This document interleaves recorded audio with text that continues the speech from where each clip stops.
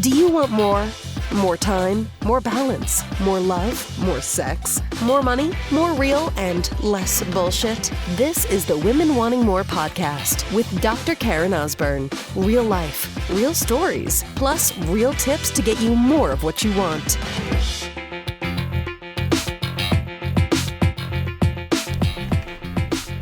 So what motivates you, sister? What is that carrot for you? What floats your boat? What is it that moves you to do things? What motivates you?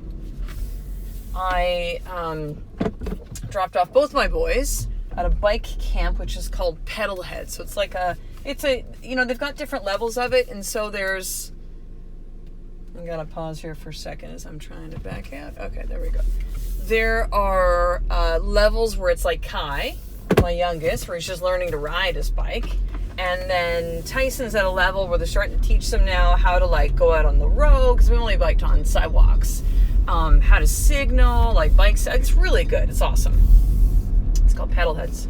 And so we got Kai. Kai has not been that interested in the bike riding. It's so funny. I don't know if it's this generation of kids or what, but when I was a kid growing up, your bike was freedom. You could go out with your friends, and I just find both of my boys, Tyson was definitely a lot more interested in the bike riding. Kai not as much. He's definitely not as sporty of a kid, but riding a bike is a pretty basic skill. It's like swimming. It's, So we got Kai a bike. He had one with training wheels for a while, which was his big brother's bike. So he had the hand-me-down, which, we all get the hand-me-downs, right? When we're younger kids. And, but we got him his own bike. And so we had training wheels on it because I signed him up for this particular level, which said training wheels on. And the way that I interpreted it was they have them off then by the end of the week. So they kind of progress, right? And I'm like, okay, this is good. Kai agreed to it. He was excited about it. And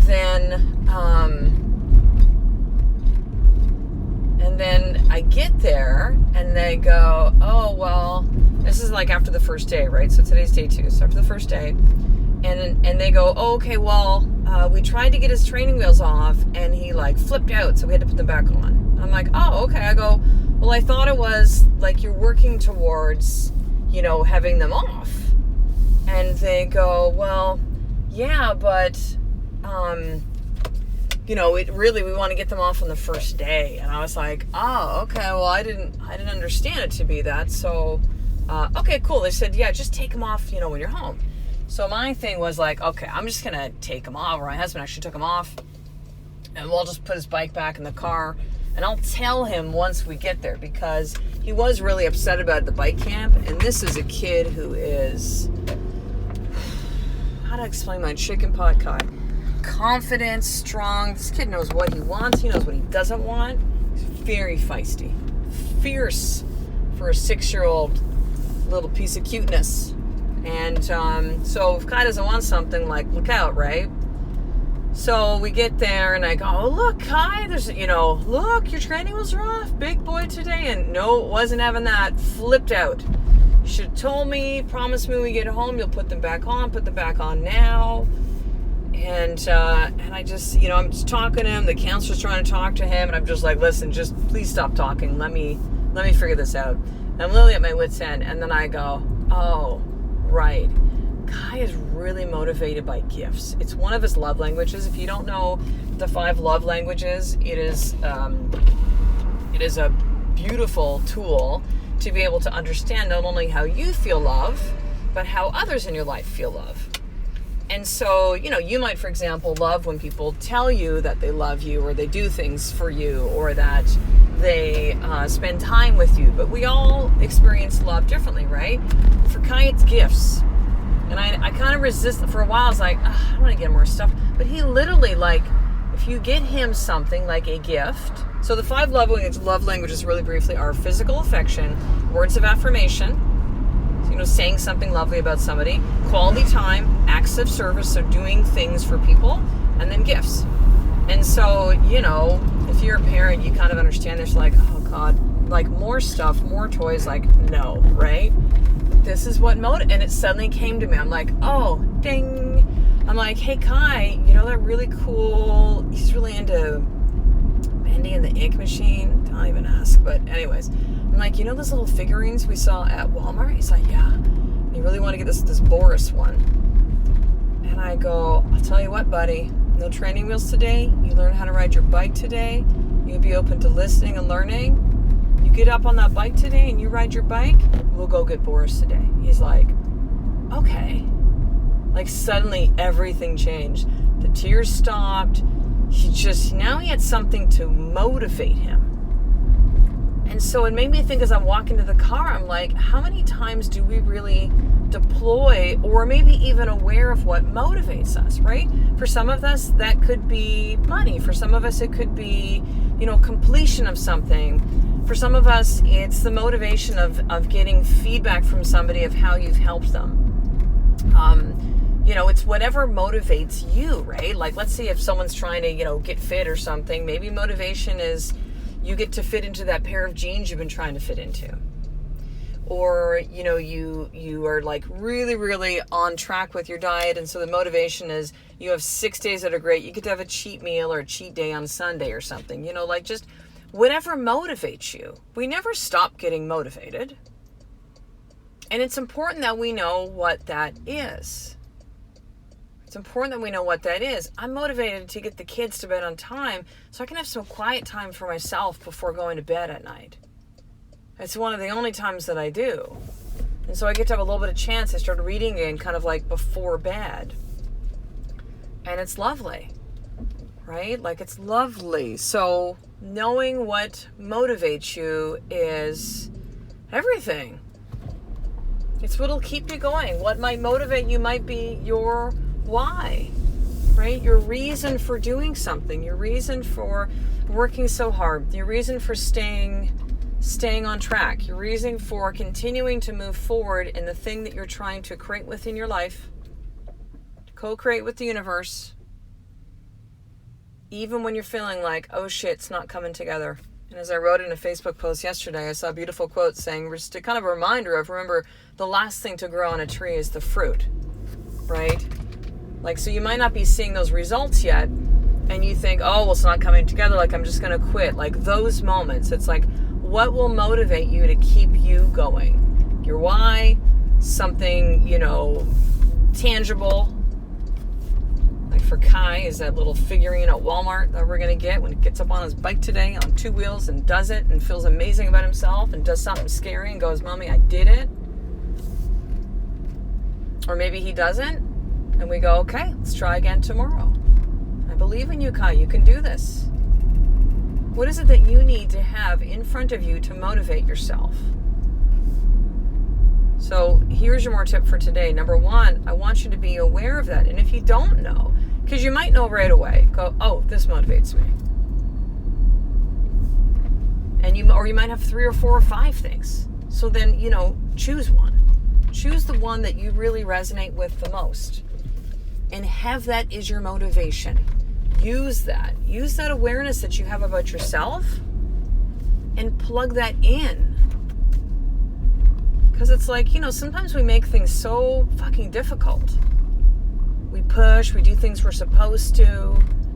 Maybe the motivation you make, if it's, say, something business, is a marker of money. And there's nothing wrong with being motivated by money. There's nothing wrong with that at all. So don't have any shame about that if you do. Money is important.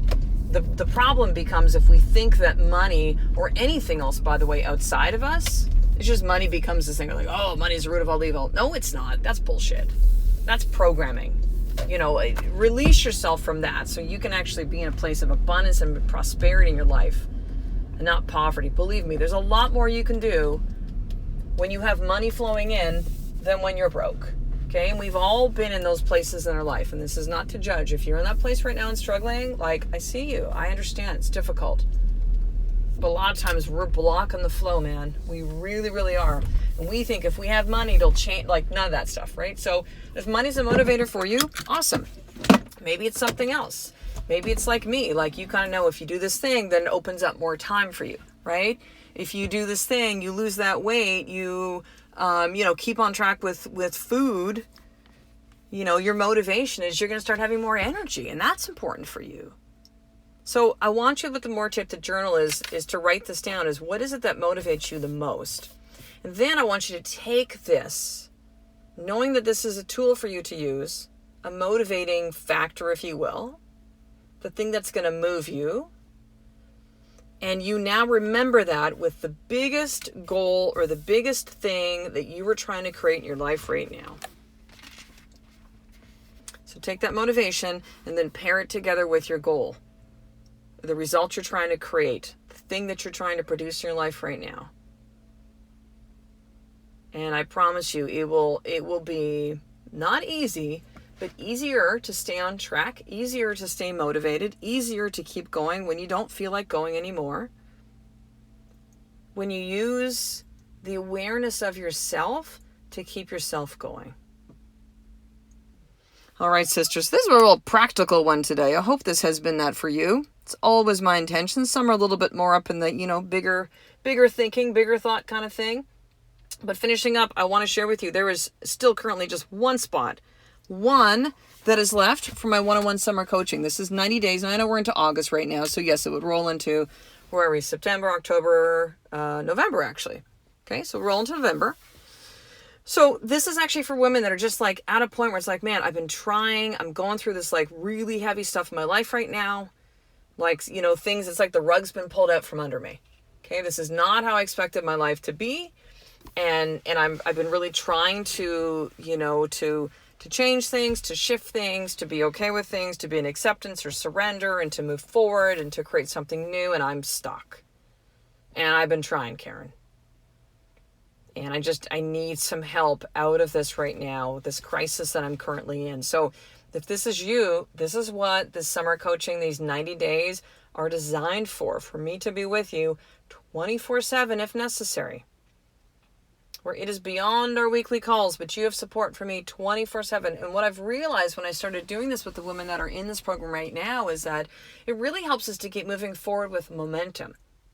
Right? It doesn't keep us stuck in that place, or like, what I would notice in the past with my coaching, which would still be great. The woman that did the work got incredible results.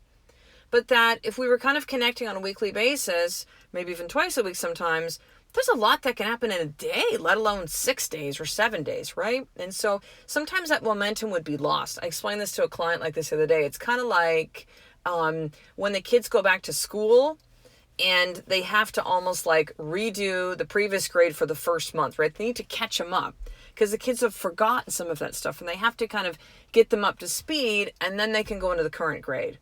So what I would notice in the past with clients is that we'd have to kind of do that. We'd have to go through probably half of the call would be like redoing the stuff we did from last time. And then we can start to move forward with new and some more like forward progress, right?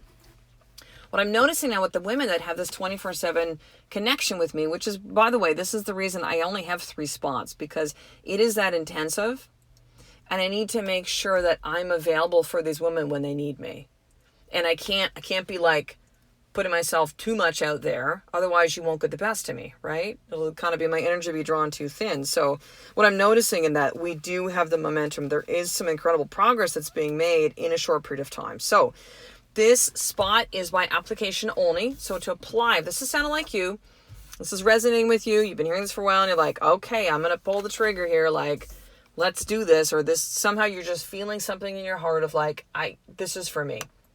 It sounds like I'm speaking to you. Then to apply, you need to do this. Email me, drkarenosburn@gmail.com, drkarenosburn@gmail.com. So drkarenosburn@gmail.com, and say, Karen, I would like to apply, and I will send you further instructions from there. All right, sister. So I will talk to you in the next episode. A life of more is really one step away from knowing what moves you, what motivates you every single day. I love and appreciate you. To get the show notes of each Women Wanting More episode, including the How to Get More tip, subscribe to the newsletter at drkarenosburn.com/newsletter.